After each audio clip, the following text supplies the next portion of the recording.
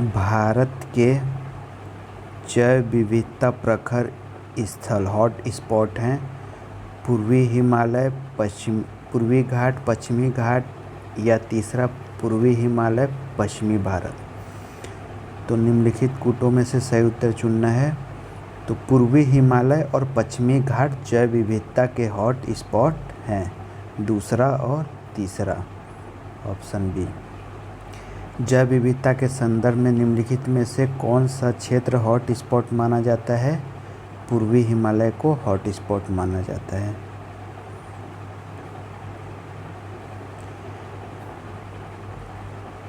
पर्यावरण के संदर्भ में भारत में पाए जाने वाले हॉट स्पॉट हैं पूर्वी घाट और पश्चिमी घाट। नहीं, विंध्य पर्वत श्रेणी, पूर्वी घाट या सी पूर्वी हिमालयी श्रृंखला और पश्चिमी घाट। ये सही है, पूर्वी हिमालयी श्रृंखला और पश्चिमी घाट, ऑप्शन सी। निम्नलिखित में से कौन सा एक भारत का बायोडाइवर्सिटी हॉट स्पॉट नहीं है? हिमालय है, विंध्य, उत्तर पूर्वी भारत को माना जाता है और पश्चिमी घाट, ये तीनों हैं, बाकी विंध्य नहीं है। भारत में निम्नलिखित क्षेत्रों में से कौन से जैव विविधता की दृष्टि से उत्तेजनशील स्थल माने जाते हैं? नीचे दिए गए कूट से सही उत्तर चुनिए। उत्तेजनशील मतलब हॉट स्पॉट। तो पूर्वी हिमालय और पश्चिमी हिमालय। नहीं, ये दोनों गलत है। पूर्वी घाट, पश्चिमी घाट। पूर्वी हिमालय और पश्चिमी हिमालय घाट को हॉट स्पॉट माना जाता है। 1 और 3, ऑप्शन बी सही है।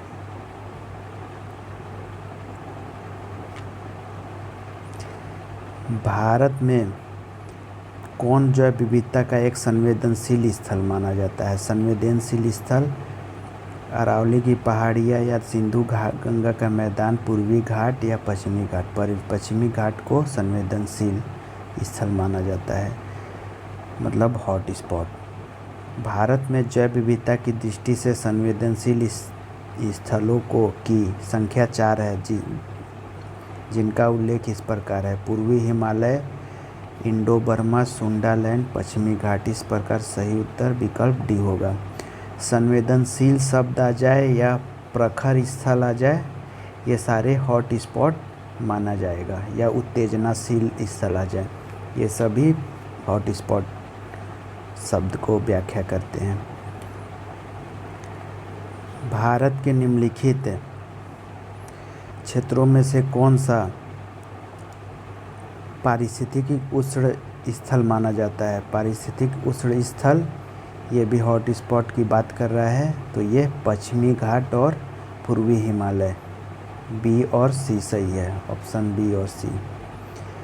भारत में जैव विविधता की दृष्टि से धनी स्थान है पश्चिमी घाट, पूर्वी घाट, थार रेगिस्तान या बंगाल की खाड़ी। जैव विविधता की दृष्टि से धनी स्थान है पश्चिमी घाट, ऑप्शन ए।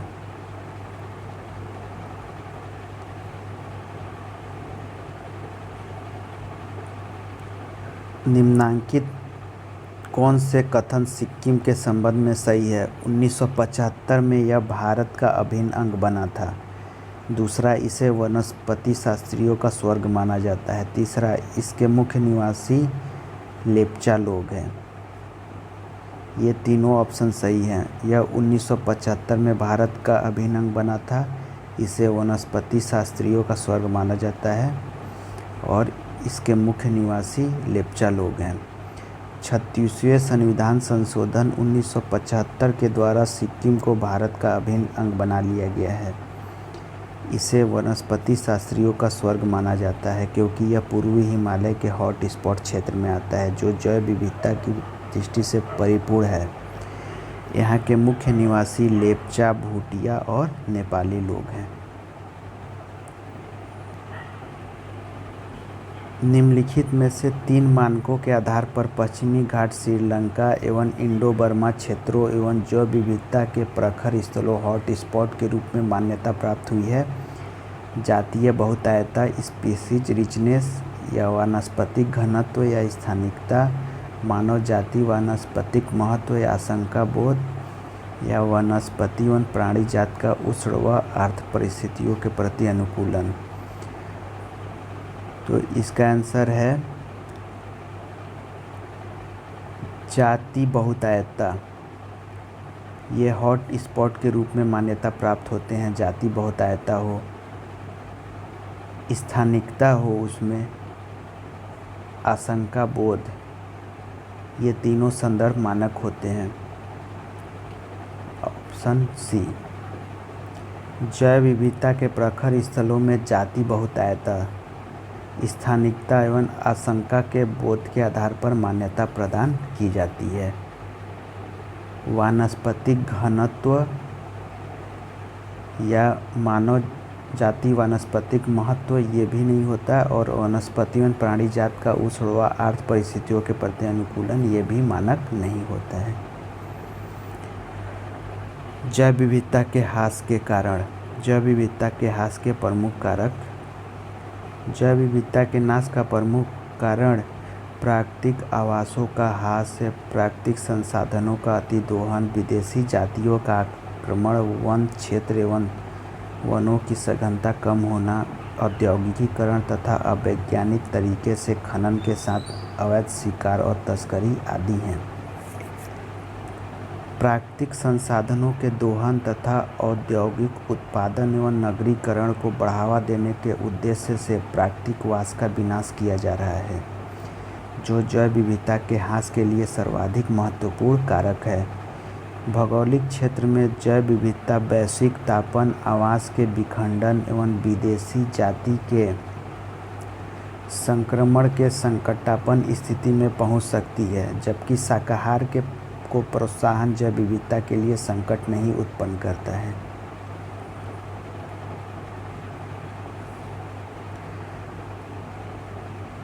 जैव विविधता को खतरा विदेशीय जातियों का पुनर्वास से है, आवास ह्रास एवं विखंडन से है, वैश्विक तापन एवं प्रदूषण से है, जातियों का विलोपन से है।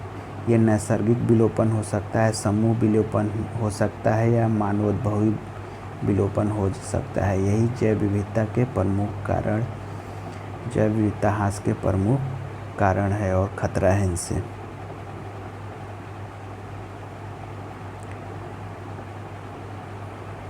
ध्यातव्य है कि जलवायु परिवर्तन, औद्योगिक विकास एवं प्राकृतिक आवासों में कमी के चलते जैव विविधता के समक्ष बड़ा खतरा उत्पन्न हो गया है। देश के पूर्वी और उत्तर पूर्वी हिस्सों में झूम खेती प्रचलित है, जो कि खेती का अवैज्ञानिक तरीका है। झूम खेती के फलस्वरूप बड़े पैमानों पर वनों का नाश हुआ है और भूमि की उर्वरता शक्ति कम हुई है।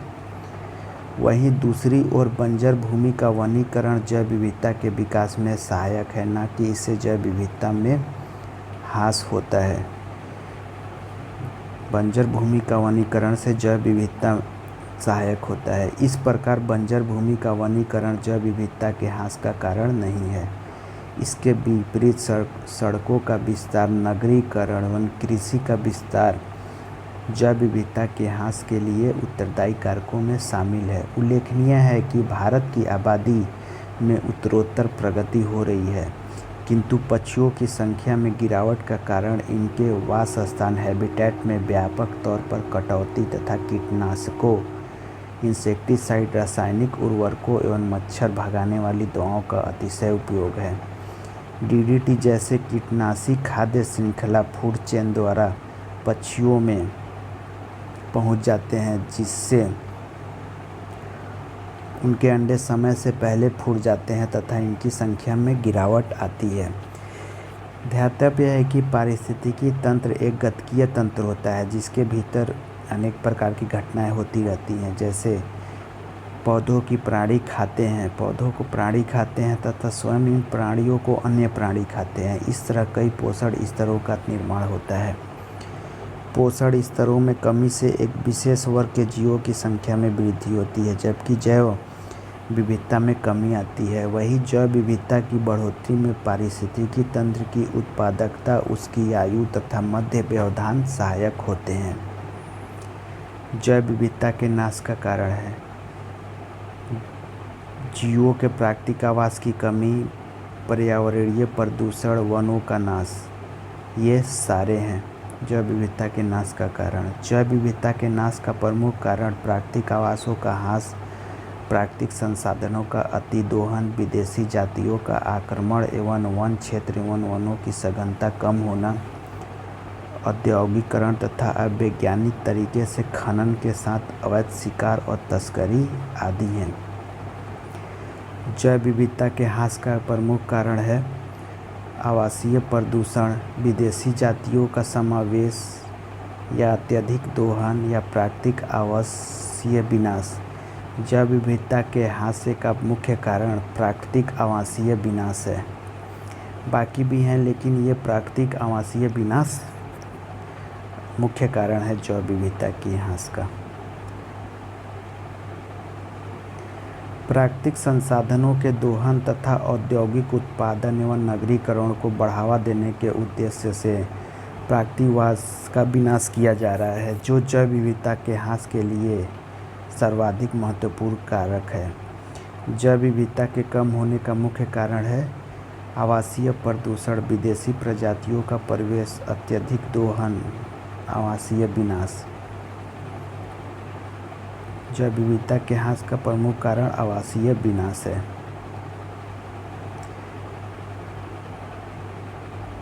निम्नलिखित में से कौन से भौगोलिक क्षेत्र में जैव विविधता के संकट हो सकते हैं? वैश्विक तापन, आवास का विखंडन, विदेशी जाति का संक्रमण, शाकाहार को प्रोत्साहन। निम्नलिखित कूटों के आधार पर सही उत्तर चुनिए।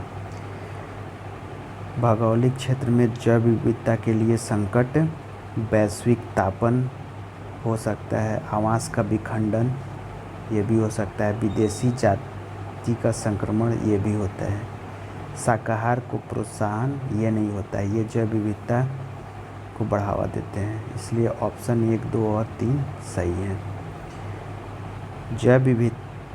भौगोलिक क्षेत्र में जैव विविधता वैश्विक तापन, आवास के विखंडन एवं विदेशी जाति के संक्रमण से संकटापन्न स्थिति में पहुंच सकती है, जबकि शाकाहार को प्रोत्साहन जैव विविधता के लिए संकट नहीं उत्पन्न करता है।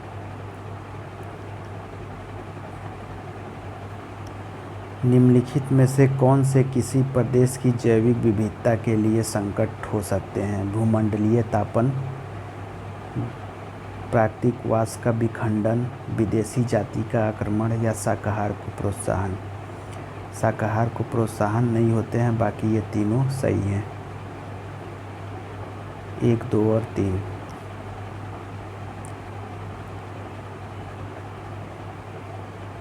इनमें से कौन सा जैव विविधता के लिए बड़ा खतरा है?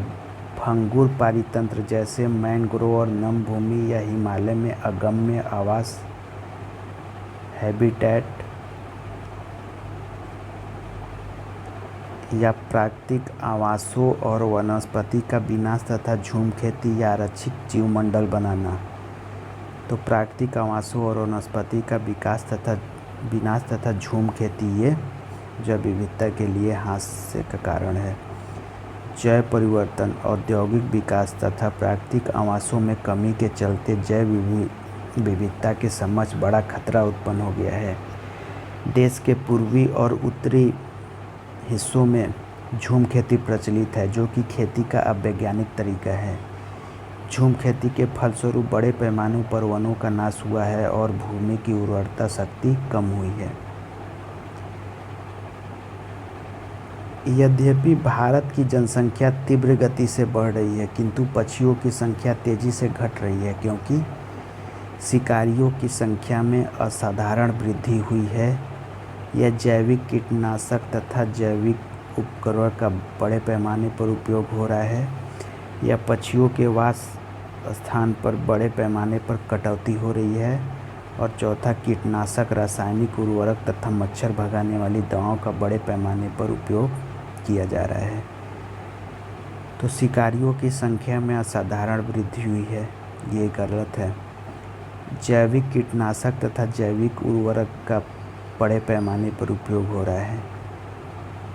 जैविक कीटनाशक से मतलब नहीं है। पक्षियों के वास स्थान पर बड़े पैमाने पर कटौती हुई है, ये सही है। कीटनाशक, रासायनिक उर्वरक तथा मच्छर भगाने वाली दवाओं का बड़े पैमाने पर उपयोग हो रहा है। ये सही है। ऑप्शंस 3 और 4 सही हैं। भारत की आबादी में उत्तरोत्तर प्रगति हो रही है, किंतु पक्षियों की संख्या में गिरावट का कारण उनके वासस्थान में व्यापक तौर पर कटौती तथा कीटनाशकों, रासायनिक उर्वरकों एवं मच्छर भगाने वाली दवाओं का अतिशय उपयोग है। जैव विविधता को अधिकतम संकट है। जैव विविधता को अधिकतम संकट है प्राकृतिक निवास व वनस्पतियों के विनाश से या अनुपयुक्त कृषि क्रियाओं से या जलवायु परिवर्तन से या जल प्रदूषण से। जैव विविधता को अधिकतम संकट है प्राकृतिक विनाश एवं वनस्पतियों के विनाश से। Option A. उपर्युक्त चारों कारक जैव विविधता को प्रभावित करते हैं, तथापि प्राकृतिक निवास एवं वनस्पतियों के विनाश से जैव विविधता को अधिकतम संकट उत्पन्न होता है। अनेक वैज्ञानिक अध्ययन भी इस बात की पुष्टि करते हैं कि प्राकृतिक निवास एवं वनस्पतियों के विनाश से बड़ी मात्रा में जैव विविधता का ह्रास होता है, क्योंकि इस स्थिति में जीव जंतुओं एवं वनस्पतियों को अनुकूलन का अवसर भी नहीं मिलता। अन्य परिस्थितियों में अनुकूलन के कारण जैव विविधता का ह्रास कम हो जाता है, अतः विकल्प ए सही होगा।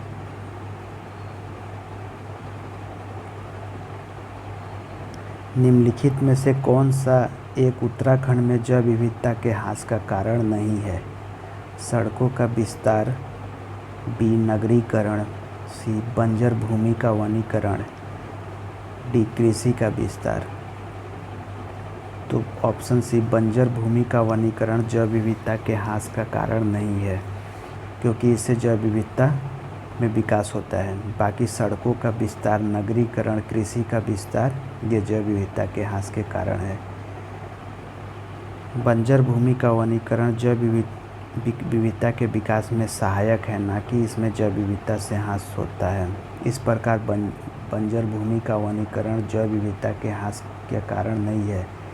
इसके विपरीत सड़कों का विस्तार, नगरीकरण, कृषि का विस्तार जैव विविधता के ह्रास के लिए उत्तरदायी कारकों में शामिल है। निम्नलिखित में से कौन से एक पारिस्थितिकी तंत्र की जैव विविधता की बढ़ोतरी के लिए उत्तरदायी नहीं है? पारिस्थितिकी तंत्र की उत्पादकता, मध्य व्यवधान, पारिस्थितिकी तंत्र की आयु, पोषण स्तरों की कम संख्या।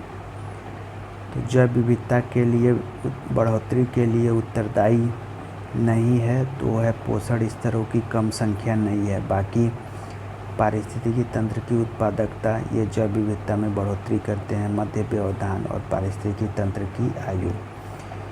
पोषण स्तरों में कमी से एक विशेष वर्ग की जीवों की संख्या में वृद्धि होती है, जबकि जैव विविधता में कमी आती है। वही जैव विविधता की बढ़ोतरी में पारिस्थितिकी तंत्र की उत्पादकता, उसकी आयु तथा मध्य व्यवधान सहायक होते हैं। इस प्रकार डी उत्तर सही है।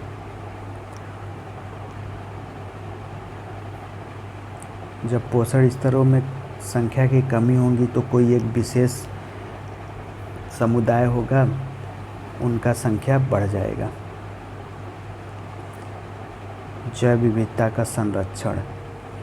जैव विविधता का संरक्षण। जैव विविधता के संरक्षण के लिए महत्वपूर्ण रणनीति जैव मंडल रिजर्व है। जैव मंडल रिजर्व की स्थापना का उद्देश्य प्राकृतिक एवं अप्राकृतिक भूमि पर मुख्यतः स्वस्थानीय इन सिटू जैव विविधता का संरक्षण करना है। ध्यातव्य है कि जैव विविधता संरक्षण के लिए स्वस्थानीय व बाह्य स्थानीय तकनीकें अपनाई जाती हैं। स्वस्थानीय ये होते हैं जिनको उनके प्राकृतिक आवास में संरक्षण देना है, और बाह्य स्थानीय एक सिटू होते हैं जो उनके प्राकृतिक आवास से दूर कहीं पे और ले जाके उनको संरक्षण देना है। राष्ट्रीय उद्यानों एवं वन्य जीव अभयारण्यों में इन सिटू संरक्षण द्वारा आनुवंशिक विविधता का रखरखाव किया जाता है। जब किसी वनस्पति या जीवों का संरक्षण उनके मूल प्राकृतिक आवास क्षेत्र में ही किया जाता है तो उसे इन सिटू संरक्षण कहते हैं, जबकि उन्हें कहीं दूसरे स्थान पर संरक्षित किया जाता है तो उसे एक्स सिटू का संरक्षण कहा जाता है। जीन बैंक, उत्तक संवर्धन, वानस्पतिक उद्यान, चिड़ियाघर, एक्वेरियम आदि बाह्य एक्स सिटू कहलाते हैं। इन्हें यहाँ पे संरक्षण दिया जाता है।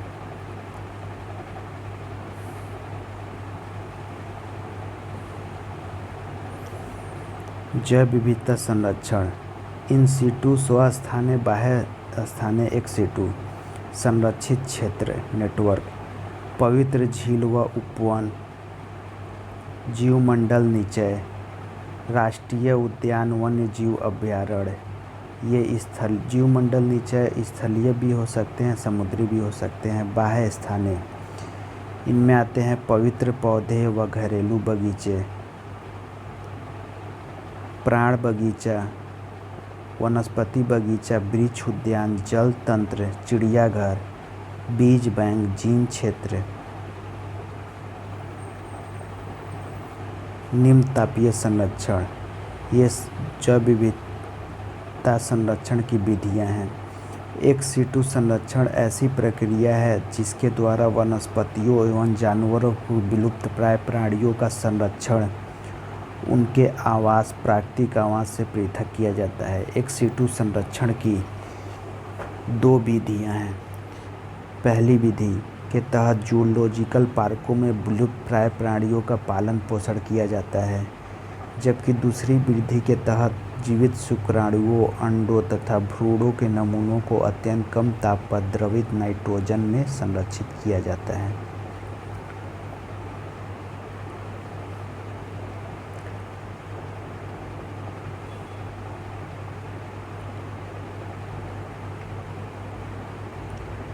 जैव विविधता के साथ साथ मनुष्य के परंपरागत जीवन के संरक्षण के लिए सबसे महत्वपूर्ण रणनीति जीवमंडल आरक्षित क्षेत्र की स्थापना करने में निहित है।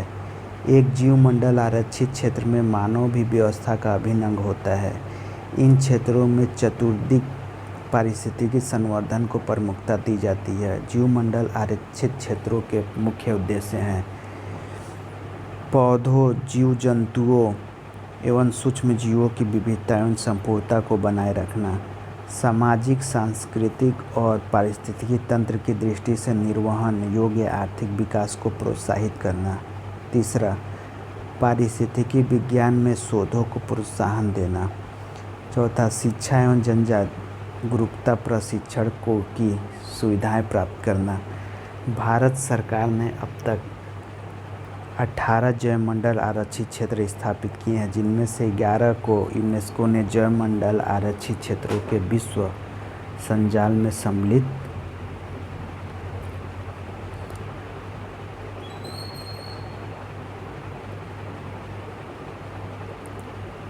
भारत सरकार ने अब तक 18 जैवमंडल आरक्षित क्षेत्र स्थापित किए हैं, जिनमें से 11 को यूनेस्को ने जैवमंडल आरक्षित क्षेत्रों के विश्व संजाल में सम्मिलित किया है। नीलगिरी, नंदा देवी, सुंदरवन, मन्नार की खाड़ी, नोकरेक, पंचमढ़ी, सिमलीपाल, अचानकमार, अमरकंटक, ग्रेट निकोबार, अगस्त्य मलाई एवं कंचनजंगा।